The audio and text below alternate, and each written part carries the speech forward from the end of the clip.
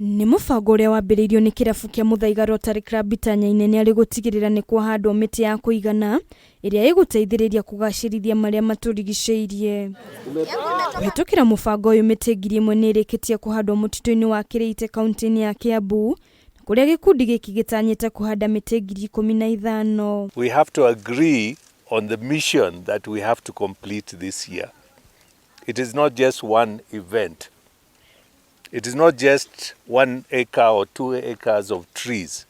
We have to do much more. Niguo gutigirira miti no ni yakura uria kwagiriire, riu njira cia kiriu nicio ikuhuthika kumira mata, mitambo ya kiriu ikihuthirwo kumenya haria miti ino ikinyitie gukura. So Mr. DG, today we will be presenting to you a digital application which is going to capture the height of the tree that we are going to be planting.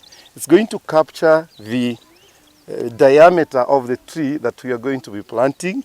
It's going to capture the location with a GPS coordinates that we can track for us to know where that tree is, and most importantly, we are going to capture who has planted that tree. Manase Mwagiuria niwe president wa kirabu kia Rotary mwena wa Muthaiga North augite ni marathugunda mubango wa kuyukia icunji cia mititu ya thogoto, kibiko, KEREITA, Udanyi na Taita Taveta, ITANYITE ni ari kuhanda miti guku makiunyitaniri kuma ikundi ingi. In KEREITA, there were several plantations that were previously identified to be felled, and we have already started with the 2 plantations which are planted the Couplesa Syrostanica, and so far we have around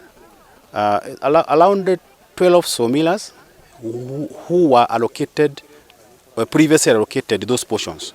So they were intact, and there is no new allocation.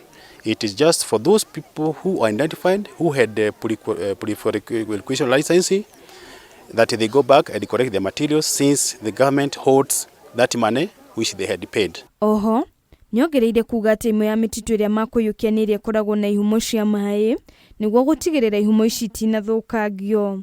Ihinda-inĩ riu ni ugite ni magukorwo makihanda miti ya matunda kuria magukorwo makinyitanira na mathukuru o undu umwe na ruhonge rwa mititu.